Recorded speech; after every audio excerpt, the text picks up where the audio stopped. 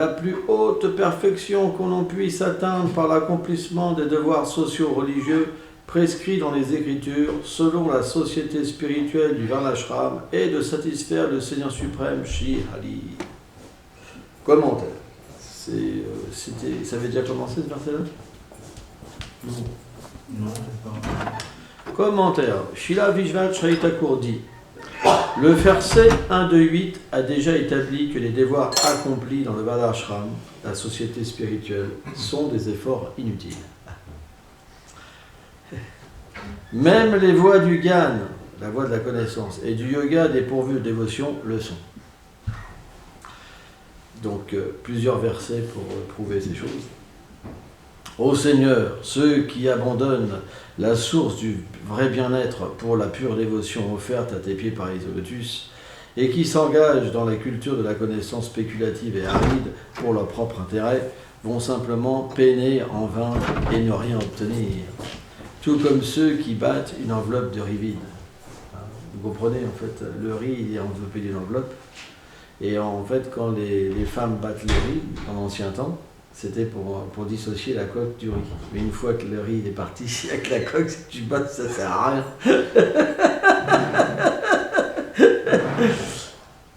Donc, finalement, l'âme, elle a une relation éternelle avec Krishna. Si tu acceptes en fait, d'adorer quoi que ce soit, mais pour autre chose que ça sert à rien. Puisque le but ne peut pas être atteint. Vous comprenez? C'est comme refaire la même chose tout le temps. C'est quelque chose qui ne sert à rien, c'est temporaire. Srimad Bhagavatam 10, 14, 4. Prochain verset. Même le savoir spirituel, lié à l'aspect impersonnel de Dieu, s'il est libre de tout lien avec la matière, n'est pas glorieux. S'il est dépourvu de la dévotion pour le Seigneur infaillible. Que dire alors de l'action intéressée, qui procure de la souffrance, ou encore l'action désintéressée, quand elles ne sont pas offertes au Seigneur? Srimad Bhagavatam 1, 5, 12. Autre verset. Ô Seigneur infini, lorsqu'il obtint un esprit dévotionnel, beaucoup de yogis et de gyanis réalisaient l'incapacité des pratiques du yoga et du gyan à atteindre le but ultime de la vie. Alors ils acceptèrent finalement la voie du pur service de dévotion à tes pieds de lotus, en accomplissant l'écoute et le chant de tes divertissements transcendantaux, en association avec tes dévots, et t'atteindre aisément, toi, le but ultime de la vie. Srimad Bhagavatam 10, 14, 5. Bon, il y a déjà pas mal d'éléments. Hein.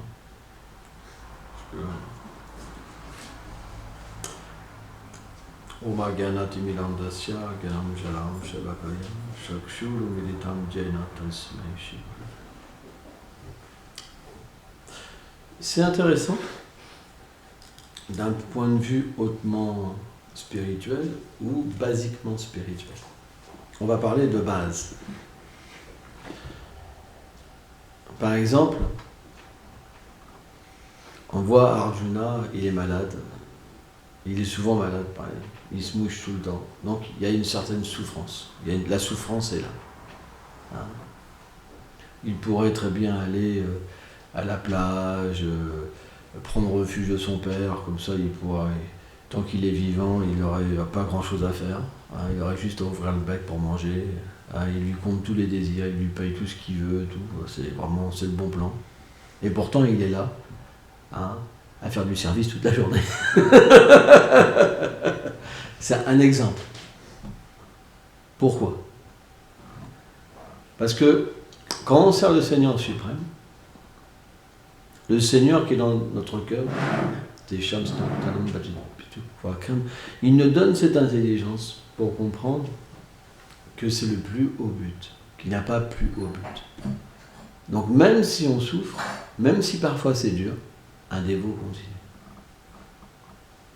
Et c'est ça qui est mystique, parce que même Krishna peut enlever tout le goût pendant 1 année, 2 années, 3 années, 5 années, 10 années, il peut tout enlever, il peut donner comme un cadeau sans pareil, et puis tout enlever, mais un dévot il reste. Parce qu'une fois qu'il a goûté même un tout petit peu Krishna, tout est sans saveur.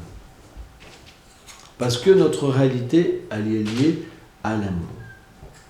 Elle n'est pas liée à l'atteinte d'un bien matériel plus élevé, d'un bonheur matériel plus élevé. Ça ne peut pas combler l'âme. Dès qu'on goûte un tout petit peu Krishna, on devient complètement satisfait, complètement... on goûte une plénitude qui ne peut pas être atteinte autrement.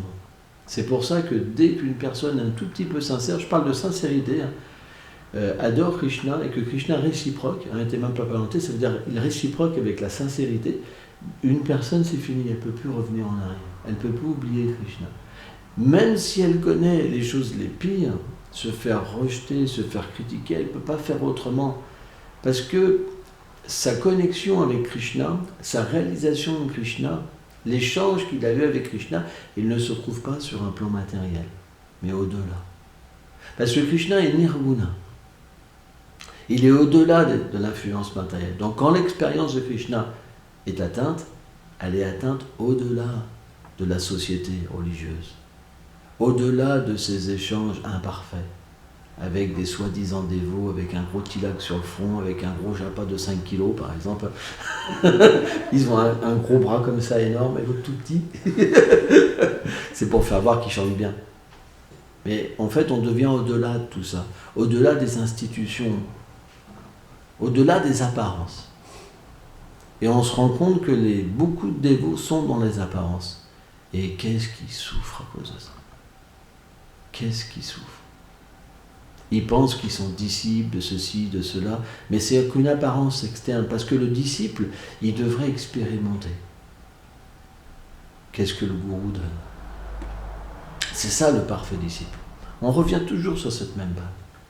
Disciple, ça veut dire goûter ce que le maître spirituel donne. Sans ça, c'est pas un disciple. C'est un prétendant. C'est quelqu'un qui se sert du nom du gourou pour avoir une position. Et il y a beaucoup ça dans notre société, malheureusement. C'est ce qui pollue le mouvement de Chaitanya Mahaprabhu. Parce qu'à partir de là, quand vous avez des exemples comme ça et que les gens n'ont pas le test de Krishna, ils pensent que le but de l'existence, c'est ça. Et ça fausse la société Vaishnava. C'est-à-dire qu'il y a une apparence de Vaishnavisme, mais il n'y a pas la substance. Et là, c'est la souffrance. Parce que quand on parle de quelque chose extérieurement, mais il n'y a plus la substance, alors c'est une incompréhension totale. Vous parlez d'amour, mais vous n'avez pas la possibilité de goûter l'amour. Et là, c'est dur. C'est pour ça qu'il faut être sincère. Et toute personne sincère, Krishna, il se donne. Il se fait voir au moins une fois. Vijnanath Chaitanya Thakur, il dit, c'est ça le processus de Krishna, c'est que Krishna se fait voir au moins une fois. Au moins une fois, après il sortira. Mais de toute façon, une fois que Krishna est apparu, c'est fini. Vous ne pourrez plus prendre plaisir. C'est fini. Hein, il y a cette histoire, Bhaktivedanta Narayana Maharaj, il expliquait que, en fait, c'est vrai que quand une personne a atteint la perfection, ou que Krishna lui donne sa miséricorde, pour revenir à sa demeure.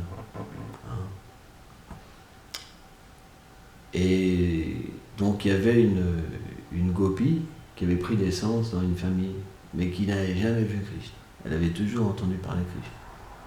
Donc elle voulait voir Krishna. Donc il y a cette avidité qui s'est manifestée.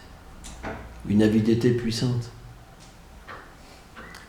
Et ses parents, pour la protéger, parce que Krishna, c'est expliqué, c'est comme un serpent noir. Vous savez, un serpent, ça vous pique. Et après, quand vous êtes attaqué par le venin, vous avez une forte fièvre. La fièvre de Krishna. Ça veut dire que après, c'est cuit. Vous ne pouvez plus penser autre chose que Krishna, vous ne pouvez plus voir autre chose que Krishna, vous ne pouvez plus entendre autre chose que Krishna, goûter autre chose que Krishna, c'est fini. C'est fini. Vous êtes comme un fou. Quoi que quelqu'un vous parle, vous ne comprenez rien. Quoi que vous voyez, vous ne comprenez rien. Vous voyez juste Krishna. D'ailleurs, c'est simple, ces gens-là, ils font tout, ils font que allez Krishna, Krishna, Krishna, allez Lama, allez. Ils font que ça. Ils disent que Krishna. C'est des fous. Et donc, ses parents, ils l'avaient enfermé. Et Krishna s'est expliqué qu'il est extrêmement miséricordieux. Extrêmement miséricordieux. Il connaît tout. Et dès que quelqu'un a l'avidité pour le voir, une vraie avidité, Krishna, il ne peut pas résister de faire voir sa belle forme et captiver l'être, lui donner la pleine satisfaction. C'est la nature de Dieu. La nature de Dieu, c'est qu'il est l'objet d'amour. Donc quand vous avez la dévotion, il vient pour simplement combler tous vos désirs. C'est la nature du Seigneur de combler les désirs. Prahlad Maharaj explique ça dans l'ancien Kamusha. C'est Nishingadev qui dit. Il dit en fait, mon divertissement, c'est de combler tous les désirs. Donc Krishna, il comble tous les désirs. Et quand Krishna comble tous les désirs, c'est bien plus. Parce que nos désirs sont toujours limités. Et quand Krishna comble nos désirs, automatiquement, on découvre une aspiration infinie dans ce même désir. C'est comme, ce désir, c'est comme une graine qui devient infinie, en fait, de cette rencontre avec Krishna. Et donc, qu'est-ce qu'elle faisait? C'est qu'elle regardait par le trou de la serrure pour essayer de voir si Krishna passait. Parce qu'elle sentait quelque chose de particulier. Mais ses parents voulaient la protéger. Et qu'est-ce qu'a fait Krishna? Il est venu devant la serrure, il a pris sa forme courbée à 3 endroits, Tribanga, et là, elle a vu Krishna. Là, juste un instant. Et quand ses parents ils sont revenus, ils l'ont vraiment trouvé bizarre. Elle était bloquée. Elle était bloquée. Parce que, comme elle a vu Krishna, elle ne pouvait plus rien voir. Donc ils ont essayé par tous les moyens de la désensorceler. Ils ont même, à un moment, lui donné un bébé même, à s'occuper. Mais elle était tellement envoûtée que, pour puiser de l'eau, elle a mis le bébé à la place du seau. Donc ils l'ont arrêté. C'est pour vous dire à quel point rencontrer Krishna, ça renverse une personne à jamais. À jamais. C'est pour ça, les dévots, par exemple, qui partent, c'est qu'ils n'ont jamais eu de réalisation spirituelle. Ne pensez pas que c'était vrai. Jamais. C'était de la prétention. Celui qui a une vraie réalisation spirituelle, il peut avoir le mont Sumeru qui lui tombe sur la tête, des histoires pas possibles, mais il ne peut pas faire autrement que servir Krishna. Parce que il ne peut pas. Qu'est-ce qu'il va faire? Il ne sait plus rien faire d'autre. Il est dirigé que dans un sens. C'est la nature de Krishna. Il est infiniment fascinant. Donc, même si, par exemple, vous n'avez pas ce darshan de Krishna, donc cette vision de Krishna, Krishna se révèle intérieurement à vous, même à travers la déité, vous pouvez être fasciné. Vous pouvez avoir cette expérience d'être fasciné par Krishna, même à travers la déité. À travers tous les aspects de la dévotion, vous pouvez pousser cette fascination. Et comprendre finalement que tous cherchent Krishna. On cherche tous la fascination, l'amour. En fait, Vijayacharya Thakur dit qu'un dévot, tant qu'il n'obtient pas Krishna, tant qu'il n'obtient pas son service éternel, il goûte une frustration, même dans son propre service. Parce qu'on ne veut pas juste un petit peu. On ne veut pas une miette. On n'est pas là pour m'en prendre une miette. On veut tout. On veut atteindre la perfection. C'est ça notre désir. C'est pas moins. Mais ça, c'est possible avec l'expérience de Krishna. Quand on n'a pas l'expérience de Krishna, qu'est-ce qui se passe? On se dit, bon, bah voilà, la conscience de Krishna, c'est de passer le balai. Bon, je passe le balai. C'est de faire les toilettes.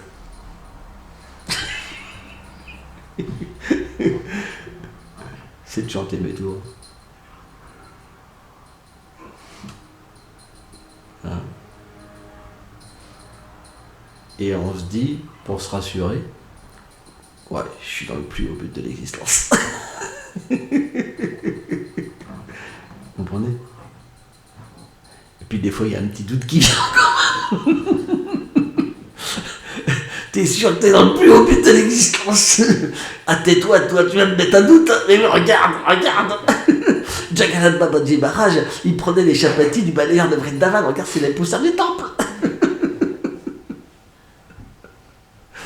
Donc il peut avoir une sorte de combat. Mais quand on revient à l'extérieur, quand on revient dans la vie matérielle, qu'est-ce qu'on voit? Les gens n'ont pas de substance dans leur vie. Si tu leur demandes qu'est-ce que tu fais dans la vie, je travaille. Et si vous leur demandez mais pourquoi vous travaillez? Pour gagner de l'argent. C'est la seule chose qu'ils vont vous répondre. Ils n'ont pas de but. Leur but est temporel. Et leur but s'arrêtera avec la mort. Mais quel est le but d'un dévot? Son but est éternel. Et son expérience, elle est aussi éternelle. Et c'est ça qui déroute les matérialistes. Comment c'est possible d'avoir une expérience éternelle? Parce que Dieu est tout-puissant. Il peut donner l'expérience. Il peut donner le test. Et ensorceler les êtres. Au point qu'ils délaissent tout. Famille, patrie, tout. Quelqu'un qui obtient Krishna, il n'a plus d'attachement. Plus rien. Plus rien ne peut l'arrêter. Il perd le goût dans toute chose. Parce que tout est tellement petit. C'est ça la puissance du Seigneur suprême. C'est que pour que vous puissiez... Par exemple, le Srimad Bhagavatam explique que l'attachement aux enfants, à la famille, à la richesse, c'est des chaînes qui empêchent l'être vivant de retourner à la demeure du Seigneur suprême. Brahma explique ça dans le 10e chant du Srimad Bhagavatam. Mais dès que le test de Krishna vient, on réalise ça. On réalise qu'on était enchaîné. Et on réalise, quand Krishna vient à nous, qu'il y a une véritable liberté qui est expérimentée. Une liberté, mais qui est incroyable. Parce que les sens, à l'état conditionné, dû aux activités passées, ils nous imposent les désirs, les réactions de nos actes nous imposent en fait des désirs. Hein? Le mental, il fait des plans, il contrôle l'intelligence et les sens. Donc on est esclave, on n'est pas libre, ça veut dire qu'on fait des activités, mais qui ne nous procurent pas véritablement une félicité, mais qui nous enchaînent dans le monde matériel, qui fait qu'on doit reprendre vie après vie des naissances. Donc même s'il y a une espèce de goût, c'est comme avoir du goût dans une prison. On ne peut pas être véritablement heureux. Mais quand il y a cette rencontre avec Krishna, il y a une véritable prise de conscience de la liberté. Et on devient complètement joyeux dans cet espace. Parce qu'on n'a plus besoin de rien pour nous. Par exemple, dans le monde matériel, comme on est toujours frustré parce que notre goût est tout petit, notre satisfaction est tout petit, on cherche toujours du nouveau. C'est comme quand, par exemple, vous mangez un gros repas, vous dites « Oh là, je peux plus. » Mais 6 heures après, si vous t'attendez 12 heures, même si vous êtes rompu, vous avez mangé jusqu'à là, 12 heures après, 24 heures après, la faim revient. Vous comprenez? Donc, dans le monde matériel, il y aura toujours besoin de toujours rechercher. Et c'est fatigant. Parce que c'est une réalité. On ne sera jamais satisfait. Mais comme on ne connaît que ça, on ne se pose pas de questions. On est comme l'animal. On vit par instinct. On n'a pas le choix.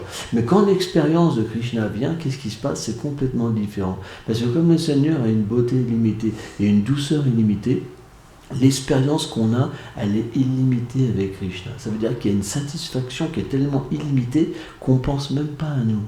On veut simplement complètement mourir pour vivre, pour lui. On ne pense même plus à s'appartenir. On est simplement intoxiqué par le fait de lui faire plaisir. On va même jusqu'à manger dans le monde spirituel pour lui faire plaisir, faire des blagues pour lui faire plaisir, jouer pour lui faire plaisir, le regarder pour lui faire plaisir, le charmer pour lui faire plaisir. Parce qu'on n'a besoin de rien. On a juste besoin qu'il soit heureux. Et c'est ça la différence entre le monde matériel et le monde spirituel. Et tant que l'expérience de Krishna n'est pas là, on ne peut pas comprendre ce qu'est la liberté. Ce n'est pas possible. Et pour la comprendre vraiment, il faut l'expérience de prenne. Parce que même une expérience inférieure, ça ne sera pas complet. C'est ce qu'on appelle un abhas, une ombre. Mais même là, on peut déjà comprendre ce qu'est la liberté. Parce que même une ombre de Krishna, c'est tellement puissant qu'on va verser des larmes, qu'on va sentir une séparation. On va sentir que ma vie est inutile sans lui. Même une ombre. Mais ça, c'est juste une ombre. Mais la véritable rencontre avec Krishna, automatiquement, elle accroît le désir du dévot de même aller en enfer pour Krishna s'il faut. Il est prêt à aller dans toutes les situations. Parce que, comment dire, une fois que l'expérience est là, Krishna peut tout demander à son dévot. Le dévot, il dira toujours oui. Parce que le dévot, il contracte, on va dire, une dette tellement énorme. Parce que l'amour, c'est tellement énorme ce que Krishna donne que il est obligé. Et on voit par exemple des grands personnages comme Srila Prabhupada. Moi, une fois, j'avais entendu Bhakti Charu Swami parler. Et quand Bhakti Charu Swami parle de Srila Prabhupada, c'est vraiment très profond. C'est un personnage qui a beaucoup d'amour pour Srila Prabhupada. Et un jour, il disait, Prabhupada avait tellement d'amour qu'il nous aurait demandé de sauter par la fenêtre, on aurait sauté par la fenêtre sans même réfléchir. Pourquoi ? Parce que comme Prabhupada était un Saktiavesh avatar, et qu'il portait constamment Krishna, et que Krishna se manifestait à travers lui, parfois c'était Prabhupada, parfois c'est Krishna, c'est ça un Saktiavesh avatar. Attention, c'est pas ordinaire un Saktiavesh avatar. Parfois c'est Krishna lui-même qui prend possession de son dévot et qui accomplit son divertissement. C'est ça. Ce qui est expliqué dans le Chitta-Ashtamrita, c'est ça. Ça, sans ça, c'est pas un Saktiavesh avatar. Un Saktiavesh avatar, c'est que le Seigneur lui-même prend possession de son dévot et agit. Sans ça, c'est pas un Saktiavesh avatar. C'est un dévot du Seigneur, un pur dévot, par un Namsa, etc. Mais Saktiavesh, ça veut dire que le Seigneur utilise son dévot et que lui-même se manifeste et accomplit. C'est-à-dire que le dévot devient dans une seconde position. Donc, l'expérience que les dévots ont eue avec Prabhupada, certains, pas tous, parce que beaucoup sont partis aussi, si ils avaient eu cette expérience, ils n'auraient jamais abandonné la pratique spirituelle. Donc, c'est pas que tous, selon leur sukriti des vies passées, ils ont pu percevoir quelque chose de Prabhupada. Il y en a, c'est juste externe, on a parlé de ça dans une classe avant, et il y en a, ils ont pu percevoir la forme éternelle de Prabhupada. Donc il y a différentes sukriti et différents niveaux de disciples. Attention. Hein? Mais ceux qui ont pu véritablement percevoir qu'était Prabhupada, eh ben, ils ont eu cette expérience transcendantale comme dans le monde spirituel. Quand un disciple perçoit la nature du maître spirituel, il a une expérience transcendantale. Mais quand l'expérience n'est pas là, qu'est-ce que fait un disciple ? Il casse les principes régulateurs, il va se remettre à fumer, à boire de l'alcool, à ceci, à cela, parce que l'expérience n'est pas là. Quand l'expérience est là, on ne revient pas à des choses inférieures. Ce n'est pas possible. On ne peut pas. On ne peut pas parce que le goût qu'on a eu, il ne nous permet plus d'aller dans les choses inférieures. Parce qu'on va prendre une cigarette, la fumer, ça ne va pas nous donner satisfaction. Au contraire. On va pleurer parce qu'on sent qu'on pêche, on fait du péché. C'est de l'intoxication et ce n'est pas une bonne chose. Prabhupada nous a dit qu'on ne devait pas s'intoxiquer. On ne devait pas manger la viande, on ne devait pas boire de l'alcool, on ne devait pas jouer à des jeux de hasard, par exemple. Donc, et même, par exemple, se glorifier. Un dévot, il ne pourra pas faire ça, mais glorifier quoi ? Sa fausse conception. En fait, si on peut dire, son mental, il est dans la vraie conception. Son intelligence est dans la vraie conception. Son ego est dans la vraie conception. Parce qu'il y a eu l'expérience. Analysez. Qu'est-ce que c'est votre vie aujourd'hui? Quel est votre but? C'est votre expérience. L'expérience que vous avez eue, la plus élevée, c'est celle que vous suivez. Vous n'allez pas suivre une expérience la plus basse. Être comme une grenouille. Ou un corbeau. Hein? Non, vous allez suivre l'expérience la plus élevée. Parce que c'est votre expérience. Moi, je veux ce qui est le plus haut. Et tout le monde, à son niveau, vit comme ça. On est d'accord? Tout être vivant, il a l'expérience la plus élevée dans sa vie et il cherche à revenir dans cette expérience. Donc si cette expérience est à travers la vie sexuelle, le ceci, le ça, il y a plein d'expériences. Mais on parle d'expérience spirituelle. Et c'est pour ça que nous avons des désirs différents, des qualifications différentes. Et c'est pour ça qu'il y a des voies différentes. Parce que nous avons tous testé quelque chose de différent suivant nos vies passées et notre qualification.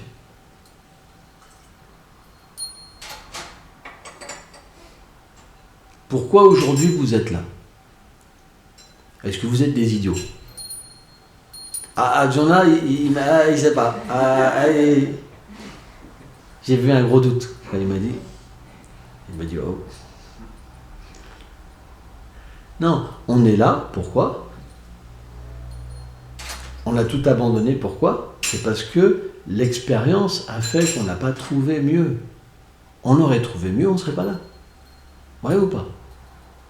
Mais comme Krishna est illimité, c'est ça le piège. Si vous êtes sincère, à chaque fois, vous allez trouver mieux. Donc vous ne pouvez pas partir. Toi, Arjuna, tu t'es fait avoir.